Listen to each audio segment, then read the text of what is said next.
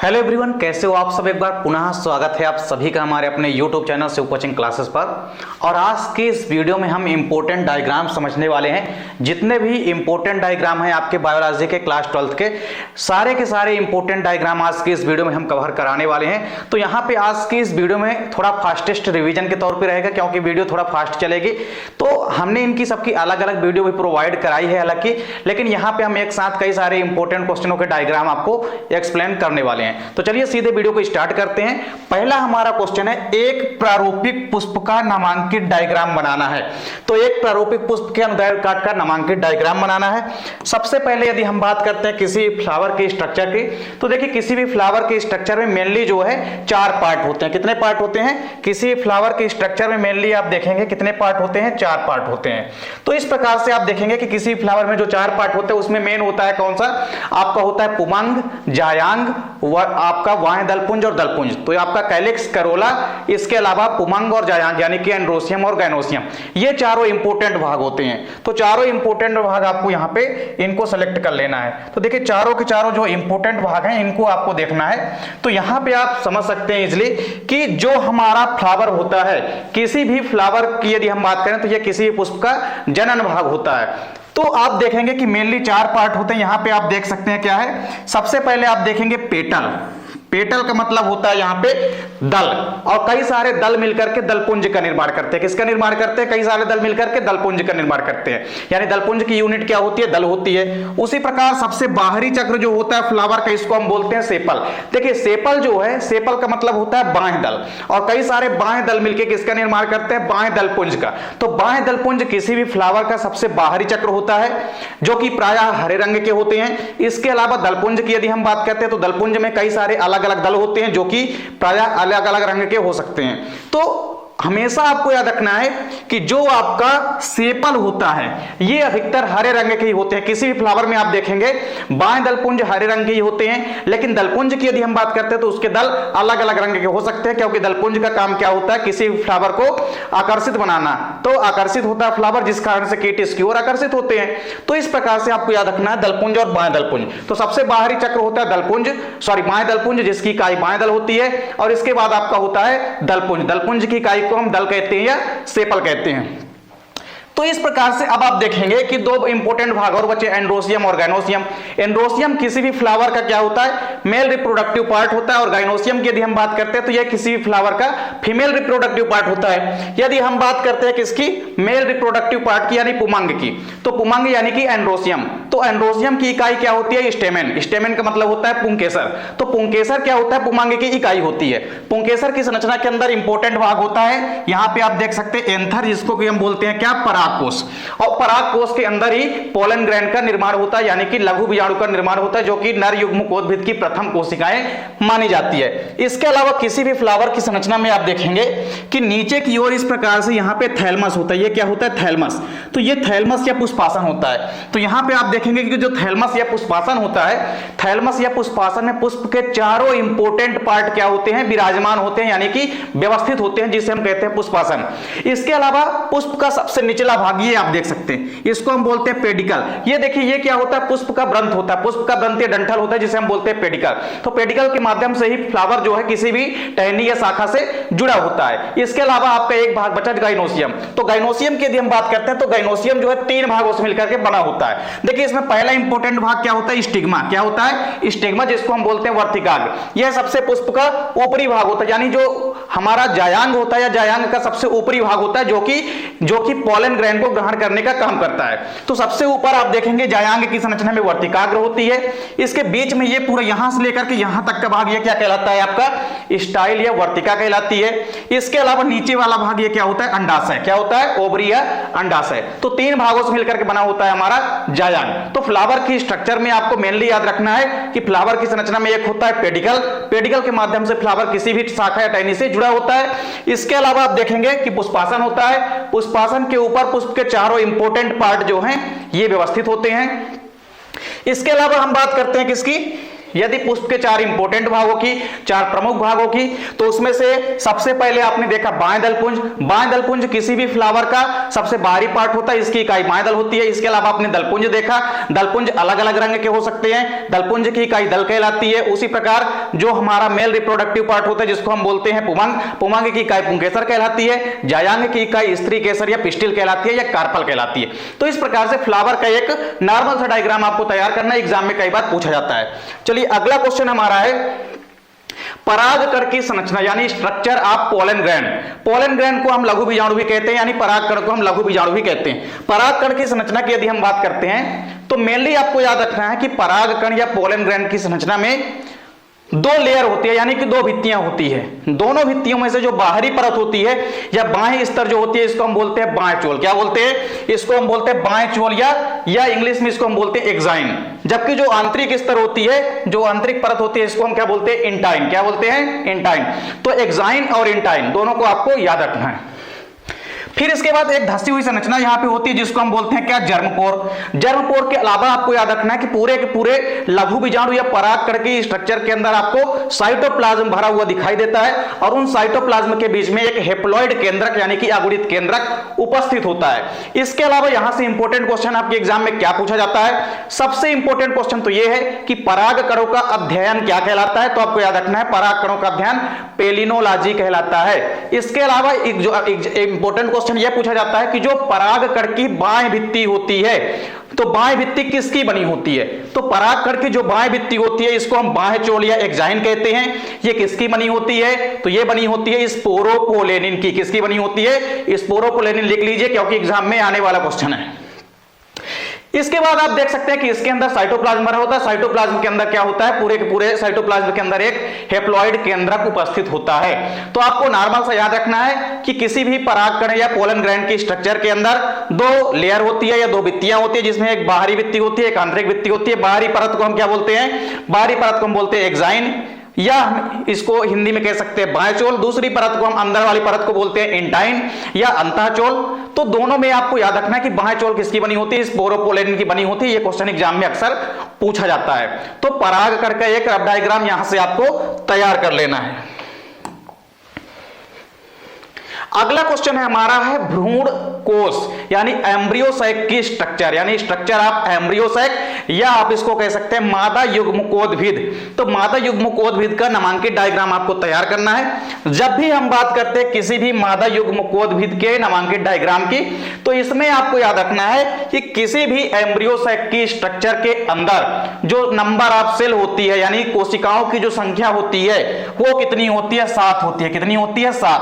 तो मादा युग्मकोद्भिद या भ्रूण कोश के अंदर हमेशा आपको याद रखना है कि कोशिकाओं की संख्या कितनी होती है? 7, जबकि केंद्रकों की संख्या कितनी होती है? 8। दोनों इंपॉर्टेंट क्वेश्चन। सबसे पहले तो आपको यह याद रखना है कि कोशिकाओं की संख्या कितनी होती है? 7, जबकि केंद्रकों की संख्या कितनी होती है? 8। इसके बाद यदि हम बात करते हैं तो किसी भी भ्रूण कोश की या एम्ब्रियोसैक की या मादा युग्मकोद्भिद की संरचना के अंदर आप 7 कोशिकाएं देख सकते हैं। ऊपर की जो 7 कोशिकाएं होती है 1 2 3, ये ऊपर की तीनों कोशिकाएं इनको हम क्या कहते हैं? Antipodal cell. क्या कहते हैं? एंटीपोडल सेल कहते हैं या इनको हम प्रतिमुखी कोशिकाएं कहते हैं। इनको हम क्या कहते हैं? प्रतिमुखी कोशिकाएं या एंटीपोडल सेल कहते हैं। फिर यदि हम बात करें बीच वाली सेल की, ये जो बीच की पूरी सेल है इसको हम बोलते हैं सेंट्रल सेल। क्या बोलते हैं? सेंट्रल सेल या इसको हम केंद्रीय कोशिका बोल सकते हैं। क्या बोल सकते हैं? इसको हम बोल सकते हैं केंद्रीय कोशिका। इसको हम केंद्रीय कोशिका बोल सकते हैं।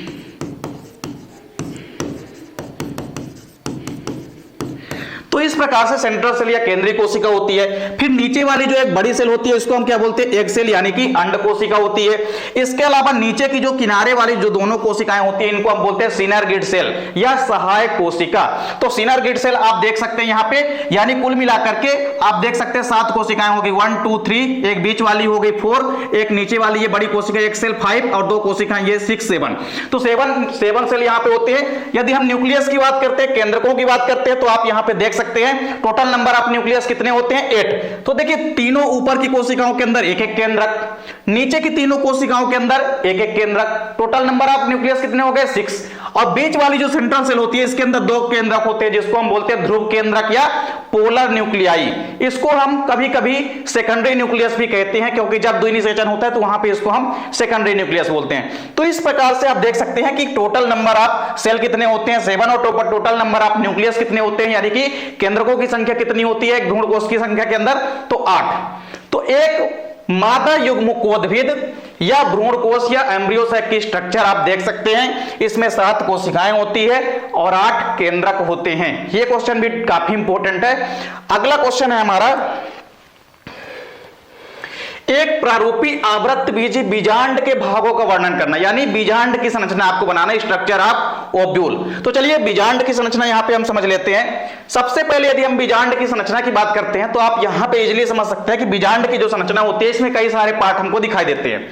बीजांड की संरचना में सबसे पहले तो हमको यह समझना है कि बीजांड उपस्थित कहां होते हैं। तो बीजांड हमेशा आपको याद रखना है कि अंडाशय के अंदर उपस्थित होते हैं, यानी कहां होते हैं अंडाशय के अंदर। दूसरी इंपॉर्टेंट चीज तो आपको यह याद रखनी है कि अंडाशय जो होते हैं, अंडाशय के अंदर जरूरी नहीं है कि केवल एक ही बीजांड होगा, अंडाशय के अंदर एक से अधिक बीजांड भी हो सकते हैं। तो यह चीज भी आपको नोट कर लेनी है। अब बात करते हैं यदि हम बीजांड की संरचना की स्ट्रक्चर ऑफ ओव्यूल्स की, तो इसकी संरचना के अंदर आपको कई सारे पार्ट देखने को मिलेंगे। सबसे पहले हम बात करते हैं माइक्रोपाइल की, यानी कि बीजांड द्वार की। तो बीजांड द्वार एक प्रकार का द्वार होता है बीजांड का, जहां से होकर के कोई भी पोलन ट्यूब यानी कि परागनलिका का प्रवेश होता है। तो यह एक प्रकार से बीजांड का द्वार होता है जिसके माध्यम से ही परागनलिका का प्रवेश होता है। तो सबसे पहले आपको याद रखना है माइक्रोपाइल, यानी कि इसको हम बोलते हैं बीजांड द्वार। फिर हम बोलते हैं फ्यूनिकल। फ्यूनिकल का मतलब होता है बीजांड व्रंत। तो देखिए फ्यूनिकल क्या होता है, यह एक प्रकार से बीजांड का व्रंत या डंठल होता है। जैसे पुष्प का आपने व्रंत देखा, पत्ती का व्रंत देखते हैं जिसको पर्ण व्रंत बोलते हैं, सेम उसी प्रकार से जो बीजांड का व्रंत है उसे हम बोलेंगे बीजांड व्रंत या फ्यूनिकल। तो बीजांड व्रंत का काम क्या है, बीजांड व्रंत के द्वारा ही बीजांड किसी से जुड़ा रहता है, यानी बीजांड जो अपर प्लेसेंटा से जुड़ा रहता है, किसके माध्यम से जुड़ा रहता है, तो वो जुड़ा रहता है फ्यूनिकल के माध्यम से। अब यदि हम बात करते हैं बीजांड की संरचना में एक स्ट्रक्चर होती है जिसको हम बोलते हैं इंटेगुमेंट। क्या बोलते हैं, इंटेगुमेंट। इंटेगुमेंट आप देखे होंगे यहाँ पे, इंटेगुमेंट आपको दो प्रकार से दिखाई देते हैं। एक तो ये इंटेगुमेंट बाह्य इंटेगुमेंट और दूसरा होता है आंतरिक। तो कुल मिलाके दो अंतः अध्यावरण होते हैं, तो एक बाह्य अध्यावरण होता है, एक आंतरिक अध्यावरण होता है। इंटेगुमेंट का काम क्या होता है, यह भ्रूण कोश को सुरक्षा प्रदान करता है, यानी भ्रूण कोश के लिए एक कवच की तरह कार्य करते हैं। दोनों के दोनों इंटेगुमेंट यानी दोनों अध्यावरण, बाह्य और आंतरिक दोनों अध्यावरण क्या करते हैं, आपस में सुरक्षा प्रदान करने का काम करते हैं भ्रूण कोश के। तो इसके अंदर आप देख सकते हैं कि इंपॉर्टेंट संरचना है जिसको हम बोलते हैं एम्ब्रियो सैक, यानी कि भ्रूण कोश। तो भ्रूण कोश की संरचना की यदि हम बात करते हैं तो इसको आप समझ सकते हैं, ये एक प्रकार से जब भी आप देखेंगे किसी भी भ्रूण कोश की संरचना तो इसमें आपको 8 केंद्रक दिखाई देते हैं और 7 केंद्रक दिखाई देते हैं। तो इसके अंदर ही मादा युग्मकोद्भिद के अंदर किसका निर्माण होता है, मादा युग्मक का निर्माण होता है। तो यह आप कह सकते हैं कि बीजांड के अंदर एक धसी हुई संरचना होती है जिसे हम क्या कहते हैं, भ्रूण कोश कहते हैं या एम्ब्रियो सैक कहते हैं। इसके अलावा वेस्कुलर स्टैंड, वेस्कुलर स्टैंड भी काफी इंपॉर्टेंट पॉइंट है। वेस्कुलर स्टैंड के माध्यम से ही, इसको हम संवहन रज्जु बोलते हैं हिंदी में, वेस्कुलर स्टैंड के माध्यम से ही कोई भी जो बीजांड है ये पोषण को प्राप्त करता है, क्योंकि ये वेस्कुलर स्टैंड किससे जुड़ा होता है, ये जाकर के जुड़ा होता है अपराया प्लेसेंटा से। तो अपराया प्लेसेंटा के माध्यम से ही पोषण प्राप्त करने का कार्य करता है। इसके अलावा आप देखेंगे कि जो बीजांड की संरचना होती है इसमें एक भाग होता है हाइलम। देखिए ये वाला जो भाग होता है इसको हम बोलते हैं हाइलम। क्या बोलते हैं इसको हम बोलते हैं हाइलम। और हाइलम का काम देखिए क्या होता है, हाइलम स्पेशली इसको हम बोलते हैं हिंदी में नाभिका।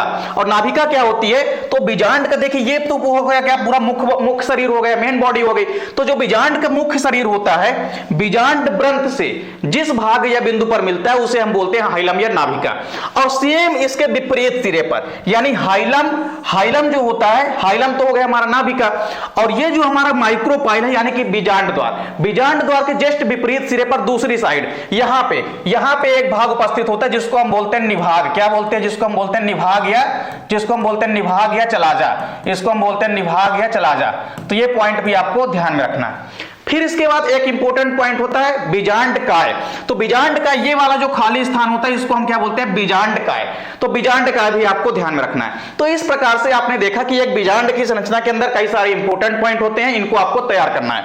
अगला क्वेश्चन है हमारा शुक्राणु का नामांकित चित्र बनाना यानी स्ट्रक्चर ऑफ स्पर्म। शुक्राणुओं की संरचना की यदि हम बात करते हैं तो सबसे पहले शुक्राणुओं की संरचना को किसने देखा था? एंटोनी वान ल्यूवेनहॉक ने देखा था। शुक्राणुओं की संरचना की यदि हम बात करते हैं तो शुक्राणुओं की संरचना में आप देख सकते हैं पूरी की पूरी जो शुक्राणु की संरचना है इसके चारों तरफ एक लेयर होती है किसकी?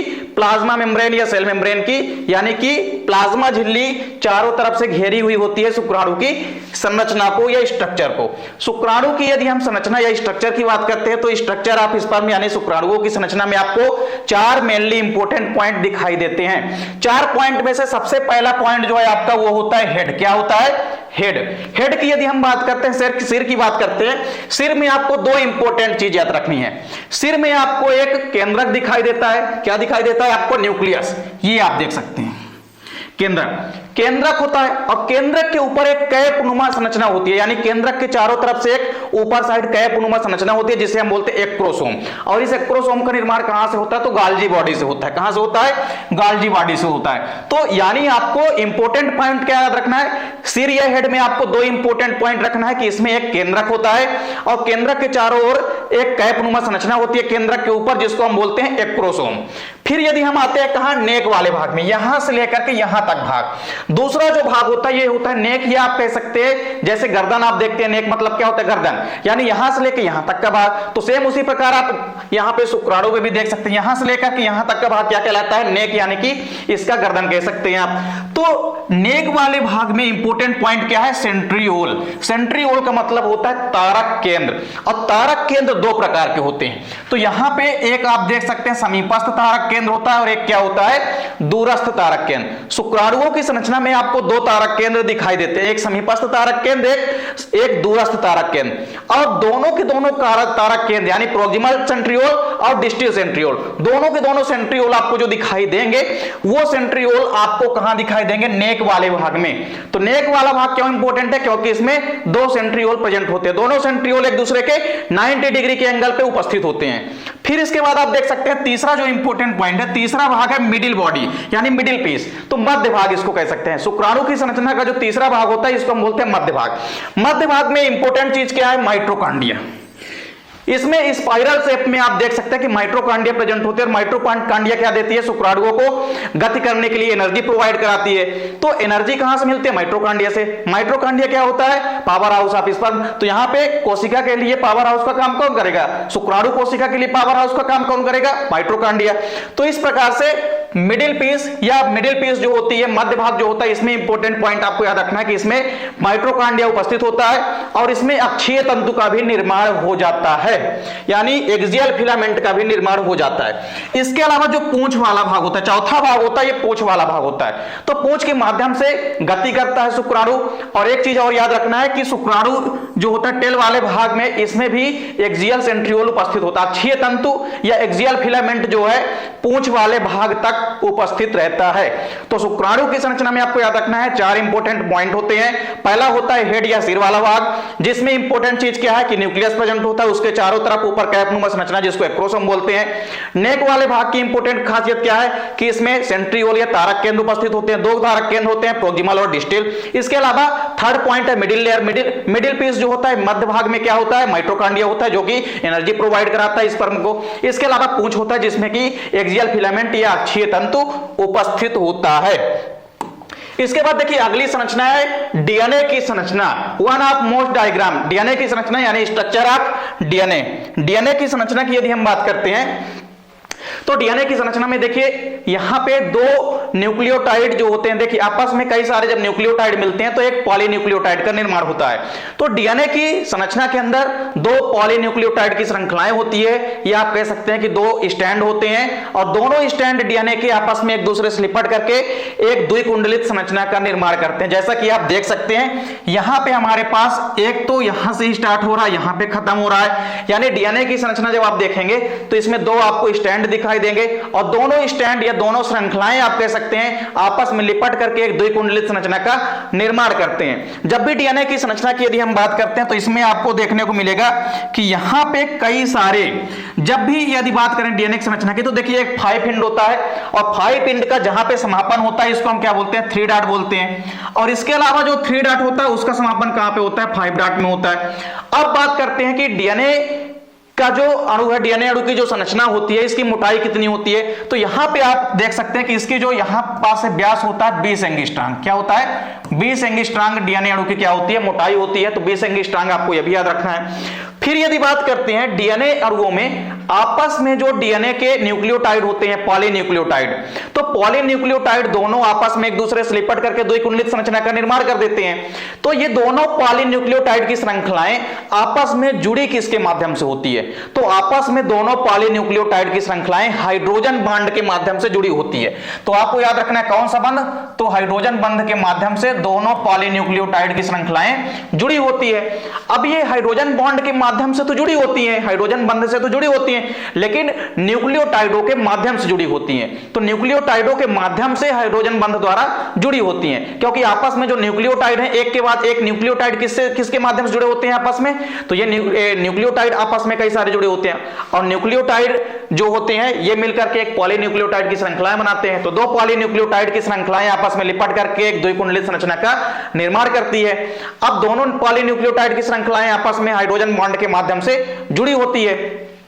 अब बात करते हैं जो न्यूक्लियोटाइड होते हैं, न्यूक्लियोटाइड में कई सारी चीजें होती है। न्यूक्लियोटाइड की यदि हम संरचना देखते हैं तो इसमें सबसे पहली जरूरी चीज क्या है कि न्यूक्लियोटाइड 3 भागों से मिलकर बना होता है। एक उसमें होता है नाइट्रोजनी क्षारक। अगर कोई भी न्यूक्लियोटाइड है उसमें एक नाइट्रोजनी बेस अवश्य रहेगा, चाहे एडेनिन होगा या तो ग्वानिन या तो साइटोसिन या तो थायमिन। इसके अलावा उसमें शर्करा उपस्थित होगी। अगर डीएनए का न्यूक्लियोटाइड है तो उसमें डीएनए की शर्करा होगी, डीऑक्सीराइबो शर्करा होगी। इसके अलावा आप देखेंगे फास्फोरिक अम्ल उपस्थित होगा। तो कुल मिलाकर के डीएनए अणु की संरचना में आपस में एक प्यूरिन दूसरे पिरिमिडिन से जुड़ता है, और ग्वानिन जो है, देखिए हमेशा आपको याद रखना है कि एडेनिन किसके साथ जुड़ता है? ग्वानिन के साथ। तो एडेनिन हमेशा किसके साथ जुड़ता है? थायमिन के साथ जुड़ता है। तो ये हमेशा एडेनिन आपको याद रखना है किसके साथ जुड़ता है? थायमिन के साथ, और इनके मध्य क्या होता है? डबल बॉन्ड होता है। जबकि जो ग्वानिन होता है, ग्वानिन किसके साथ जुड़ता है? साइटोसिन के साथ जुड़ता है, और इनके मध्य क्या होता है? ट्रिपल बॉन्ड होता है। तो इस प्रकार से आपस में एक श्रृंखला का जो प्यूरिन होता है वो दूसरी श्रृंखला के प्यूरिन के साथ जुड़ा होता है। यानी आप देख सकते हैं कि ये एक न्यूक्लियोटाइड की श्रृंखला, ये दूसरे न्यूक्लियोटाइड की श्रृंखला है। तो दोनों श्रृंखलाओं के अंदर आप देखेंगे कि अगर कोई न्यूक्लियोटाइड है, अगर एडेनिन वाला कोई न्यूक्लियोटाइड है, तो वो अपनी बगल वाली श्रृंखला के किसके साथ जुड़ेगा? वो जुड़ेगा थायमिन न्यूक्लियोटाइड के साथ। वहीं ग्वानिन वाले यदि न्यूक्लियोटाइड है तो साइटोसिन वाले न्यूक्लियोटाइड के साथ आपस में जुड़ करके हाइड्रोजन बंध बनाएगा, और आपस में इस प्रकार से पॉलीन्यूक्लियोटाइड की दोनों श्रृंखलाएं जुड़ जाती है। अब बात करते हैं यदि डीएनए का जो अणु होता है, इसके यहां पे आप एक द्विकुंडलन की, तो एक कुंडलन की यहां से लेकर के जो यहां तक की दूरी है ये कहलाएगी एक कुंडलन। तो डीएनए के एक कुंडलन की जो दूरी होती है कितनी होती है? तो देखिए डीएनए के जो एक कुंडलन की दूरी होती है कितनी होती है? 34 एंगस्ट्रॉम होती है। कितनी होती है? 34 एंगस्ट्रॉम होती है।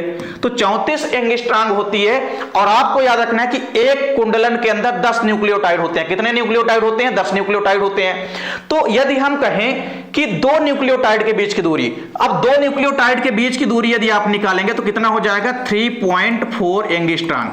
जब 10 न्यूक्लियोटाइड्स के बीच की दूरी कितनी है? 34 एंगस्ट्रॉम। तो दो न्यूक्लियोटाइड्स के बीच की दूरी कितनी हो जाएगी? आपको याद रखना है 3.4 एंगस्ट्रॉम। तो एक कुंडलन में 10 न्यूक्लियोटाइड होते हैं, या आप ये कह सकते हैं कि एक कुंडलन में 10 नाइट्रोजनी क्षारक होते हैं, या आप ये कह सकते हैं कि एक कुंडलन में 10 न्यूक्लियोटाइड होते हैं। तो एक कुंडलन के बीच की दूरी कितनी होती है? एक कुंडलन के बीच की दूरी 34 एंगस्ट्रॉम है, और दो न्यूक्लियोटाइड के बीच की दूरी कितनी होती है? 3.4 एंगस्ट्रॉम। इसके अलावा जो डीएनए की मोटाई होती है वो कितनी होती है? 20 एंगस्ट्रॉम होती है, या आप ये कह सकते हैं कि डीएनए अणु का जो व्यास होता है वो कितना होता है? 20 एंगस्ट्रॉम होता है। इस प्रकार से आप डीएनए की संरचना को इजिली बना सकते हैं। यहां पे आप देख भी सकते हैं, जैसे ये हमारी क्या हो गई? ये हो गई पेंटोज शर्करा।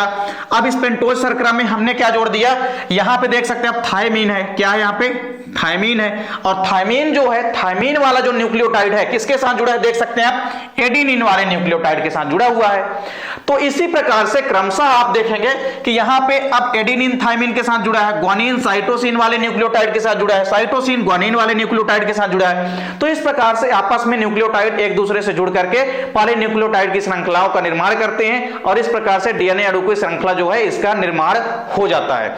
तो चलिए अगला क्वेश्चन है हमारा, स्त्री जनन तंत्र का नामांकित चित्र बनाना है, यानी कि फीमेल रिप्रोडक्टिव का यहां पे नामांकित डायग्राम आपको बनाना है। तो यहां पे इंपॉर्टेंट पॉइंट आपको क्या याद रखना है कि किसी भी फीमेल रिप्रोडक्टिव सिस्टम में जब आप देखेंगे तो इसमें इंपॉर्टेंट पॉइंट क्या होता है, एक तो होता है आपका यूट्रस यानी कि गर्भाशय। क्या होता है? गर्भाशय। गर्भाशय में भी 3 भाग होते हैं। सबसे ऊपरी भाग ये वाला जो भाग होता है इसको हम क्या बोलते हैं? इसको बोलते हैं फंडस। ये वाला भाग क्या होता है? ये वाला भाग होता है फंडस। क्या होता है? ये वाला भाग फंडस होता है। फिर दूसरा वाला भाग होता है यूट्रस बॉडी। क्या होता है? ये यूट्रस बॉडी दूसरा भाग होता है। इसके बाद तीसरा भाग ये जो होता है नीचे वाला भाग, इसको आप कह सकते हैं ग्रीवा। क्या कह सकते हैं? ग्रीवा। और ग्रीवा की जो नीचे की नली है आप इसको क्या कहेंगे? ग्रीवा नाल। क्या कहेंगे? इसको ग्रीवा नाल कहेंगे। क्या कहेंगे? ग्रीवा नाल। और ग्रीवा नाल के जस्ट नीचे एक यहां पे स्ट्रक्चर होती है जिसको हम बोलते हैं योनि या वजाइना। यहां से लेकर के ये वाला जो पूरा पार्ट है ये क्या है? योनि या वजाइना, जिसके माध्यम से कोई भी शुक्राणु इंटर करता है गर्भाशय में। तो सबसे पहले कोई भी अगर स्खलन के समय शुक्राणु आता है तो किसके माध्यम से अंदर आता है? किसी फीमेल रिप्रोडक्टिव सिस्टम के अंदर, तो वो योनि या वजाइना के माध्यम से ही अंदर प्रवेश करता है। तो इसको हम बोलते हैं सर्विक्स। देख सकते हैं आप, ये जो गर्भाशय का तीसरा भाग है निचला वाला, इसको हम बोलते हैं सर्विक्स या ग्रीवा। और ग्रीवा की जो नली होती है इसको हम सर्विकल केनाल या ग्रीवा नाल कहते हैं। और ग्रीवा नाल के जस्ट नीचे क्या होती है? योनि या वजाइना की संरचना होती है।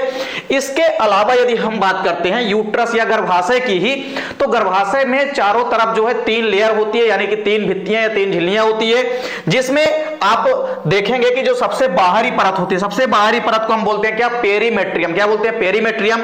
जो मध्य वाली भित्ति होती है इसको हम बोलते हैं मायोमेट्रियम। क्या बोलते हैं? मायोमेट्रियम।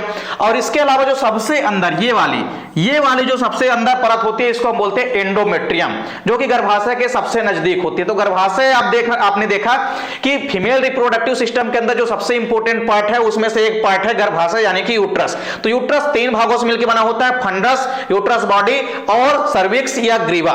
इसके अलावा आपने देखा कि गर्भाशय की 3 झिल्लियां होती है या 3 भित्तियां होती है, जिसमें से आपने देखा पेरिकार्डियम, मायोकार्डियम और एंडोकार्डियम। तो तीनों चीजें आपको ध्यान में रखनी है। अब बात करते हैं हम किसी अंडवाहिनी नलिका या फैलोपियन ट्यूब। ये इंपॉर्टेंट पॉइंट है फीमेल रिप्रोडक्टिव सिस्टम का।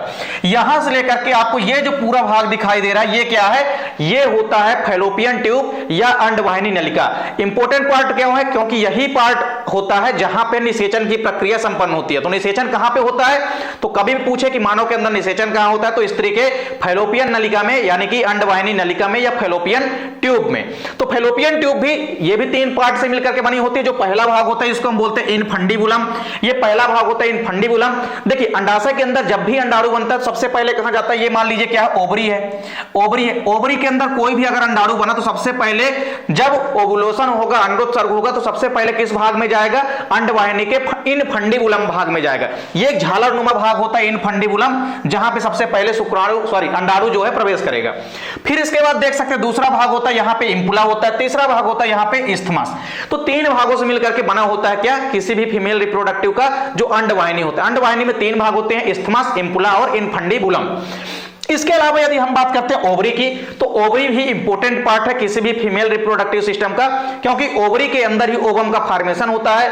ओवरी के अंदर ही आप देखेंगे कि मेंस्ट्रुअल साइकिल चलती है, जिसके माध्यम से 14वें दिन अंडोत्सर्ग होता है और 13वें दिन तक ग्राफियन पुटिका बनकर के कंप्लीट होती है, जिसके माध्यम से ओव्यूलेशन होता है और अंडोत्सर्ग के माध्यम से अंडाणु बाहर निकल करके कहां आ जाते हैं? तो ये इंटर कर जाते हैं इनफंडिबुलम भाग से फैलोपियन ट्यूब में यानी कि अंडवाहिनी नलिका में। तो ये आपको एक रफ डायग्राम तैयार कर लेना, इंपॉर्टेंट डायग्राम है फीमेल रिप्रोडक्टिव सिस्टम का, कई बार एग्जाम में पूछा गया है। तो यहां पे आपको इतने सारे भागों को तैयार करना है किसी भी फीमेल रिप्रोडक्टिव सिस्टम के।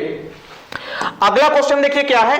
ग्राफियन पुटिका का नामांकित चित्र बनाना है। ग्राफियन फॉलिकल या ग्राफियन पुटिका का आपको नामांकित डायग्राम बनाना है। इसमें 4 से 5 इंपॉर्टेंट पॉइंट आपको याद रखना है जो कि बनाने पड़ते हैं। सबसे पहले यदि हम बात करते हैं तो आपको बाहर की तरफ 2 लेयर दिखाई देती है ग्राफियन पुटिका के अंदर। तो बाहर की जो दोनों परत या दोनों लेयर होती है, इनको हम एक को बोलते हैं बाहरी परत को बोलते हैं हम थीका एक्सटर्ना। क्या बोलते हैं? Theca externa.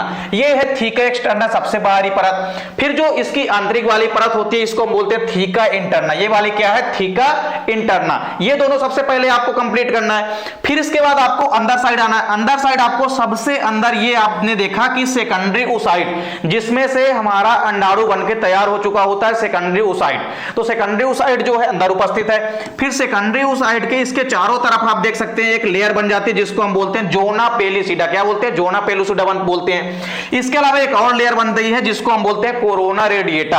तो ये 5 पॉइंट पॉइंट याद रखना है, ये ग्राफियन पुटिका का नामांकित डायग्राम है, ये भी इंपॉर्टेंट है आपके बोर्ड एग्जाम के लिए।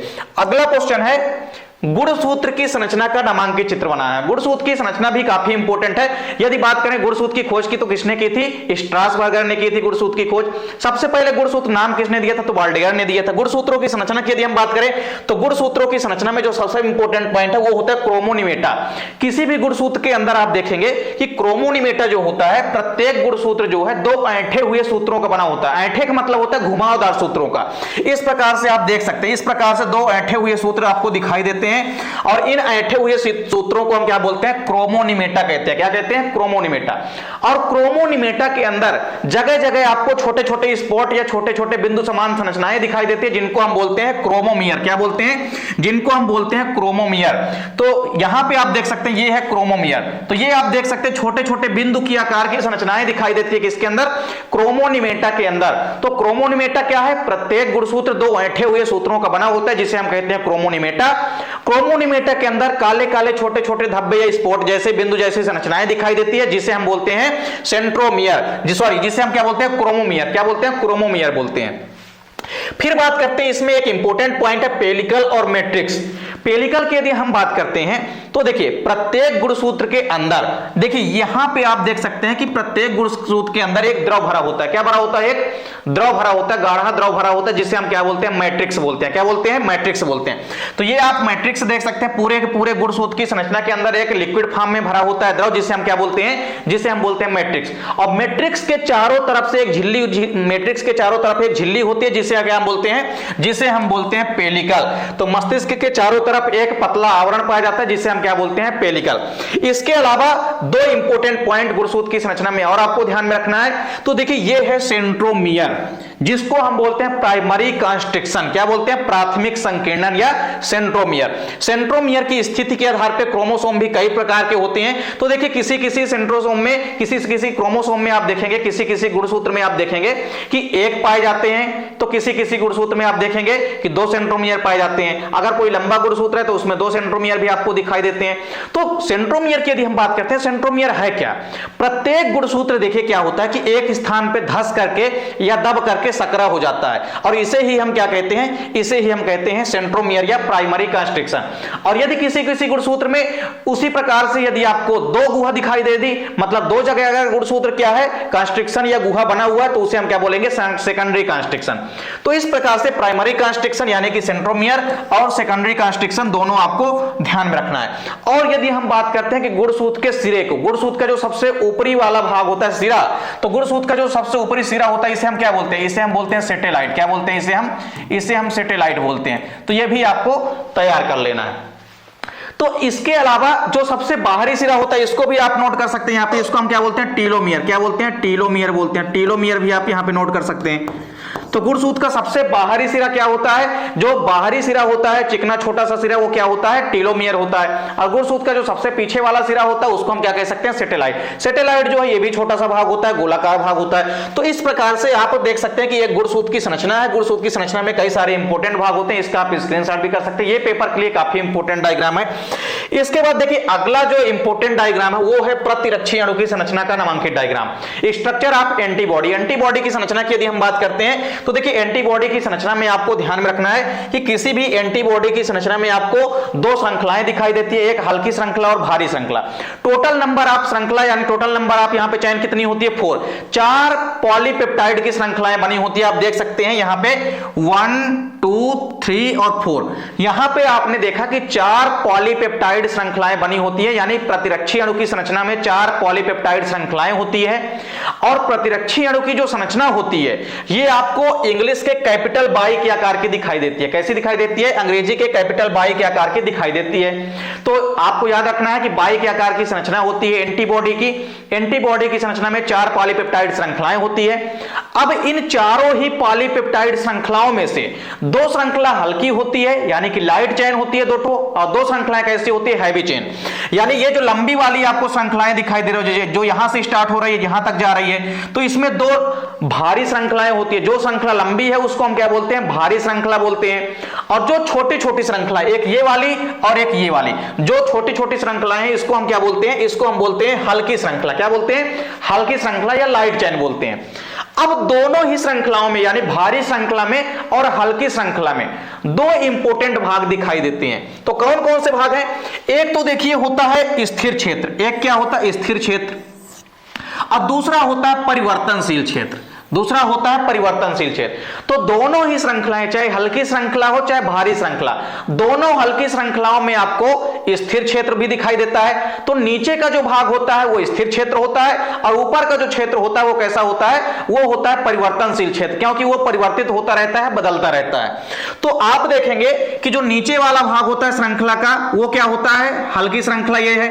और नीचे वाला जो भाग होता है आप देख सकते हैं, चाहे आप हल्की श्रृंखला का देखें तो यहां से लेके यहां तक का भाग, यहां से लेके यहां तक का भाग, यह कहलाता है स्थिर क्षेत्र। क्या कहलाता है? स्थिर क्षेत्र। और इसके ऊपर का भाग यह कहलाता है परिवर्तनशील क्षेत्र। उसी प्रकार भारी श्रृंखला में भी आप देख सकते हैं कि भारी श्रृंखला में क्या होता है? भारी श्रृंखला में जो नीचे के यहां से लेके यहां तक का जो क्षेत्र होता है यह होता है स्थिर क्षेत्र, जबकि जो ऊपर का क्षेत्र होता है ये वाला क्षेत्र और ये वाला क्षेत्र, ये वाले क्षेत्र होते हैं परिवर्तनशील क्षेत्र। क्या होते हैं? परिवर्तनशील क्षेत्र। और इन्हीं परिवर्तनशील क्षेत्रों के अंदर प्रतिजन बॉन्डिंग स्तर, यानी कि यहां पे आप कह सकते हैं प्रतिजन बंधक स्थल, आप हिंदी में क्या बोलेंगे इसको? प्रतिजन बंधक स्थल। ये वाला भाग जो खाली भाग है और ये वाला भाग, तो इन भागों को हम बोलते हैं प्रतिजन बंधक स्थल। क्या बोलते हैं? प्रतिजन बंधक स्थल।